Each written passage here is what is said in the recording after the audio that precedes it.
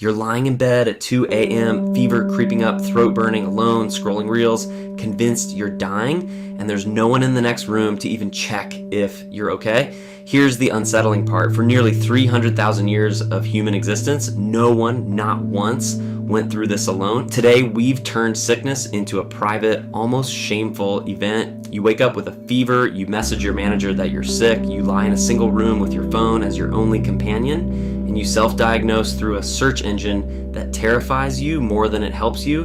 There's no one fanning you, no one checking your forehead, no one sitting beside you just to be present. But if you zoom out across human history, this isolation is actually bizarre.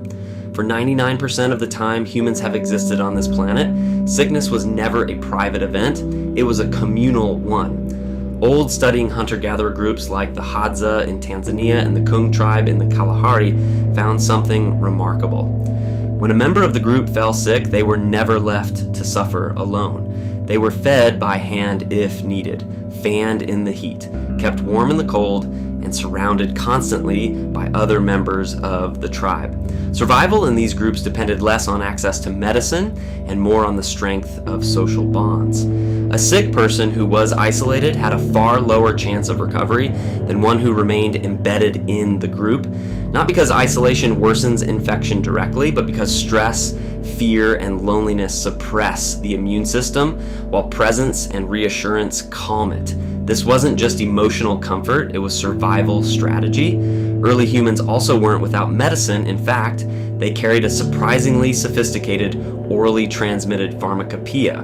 Long before pharmacies existed, healers identified plants like willow bark, which contains compounds chemically similar to modern aspirin, used to bring down fevers and ease pain.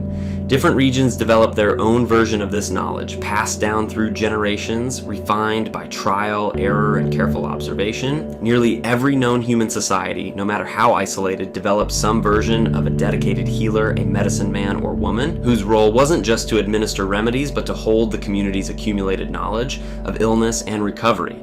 This person was trusted deeply, not because they had perfect cures, but because their presence itself signaled that the community was taking your suffering seriously. Ritual played an equally powerful role. Chanting, rhythmic drumming, touch, and physical closeness during illness weren't just superstition, they had a measurable physiological effect. Modern research into the mind-body connection shows that the simple act of being cared for, of having someone physically present during distress, lowers cortisol levels and activates the body's relaxation response. In other words, the ritual itself didn't need to cure the disease to help the person heal faster. The social act of care was quite literally medicine. And then there's the question of rest. In a hunter-gatherer band, when someone fell sick, there was no guilt attached to stopping work.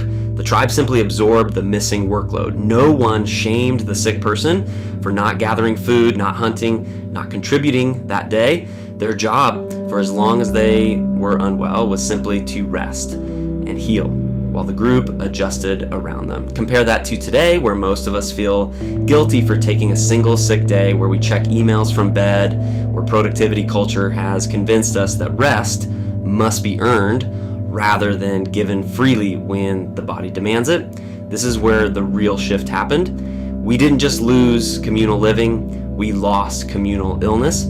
Today, when you're sick, you don't just suffer from the virus or the fever, you suffer from being alone with it, scrolling through forums, Googling symptoms at 2 a.m., spiraling into anxiety with no one to interrupt the spiral. That feeling, that creeping dread when you're sick and isolated, isn't a personal weakness or an overreaction. It's a 300,000-year-old social alarm system activating exactly the way it evolved to, except now it's going off in a world that quietly removed the social part of the equation. Your nervous system still expects a tribe to show up when you're vulnerable. It doesn't know that the tribe has been replaced by a search bar and a closed bedroom door. So the next time you're sick and that wave of dread hits you in the middle of the night, remember this: your body isn't broken, and you're not weak for feeling scared alone. You're simply a 300,000-year-old animal waiting for a tribe that, for most of us, no longer exists. If this video hit a little too close to home, let me know in the comments. I read every single one,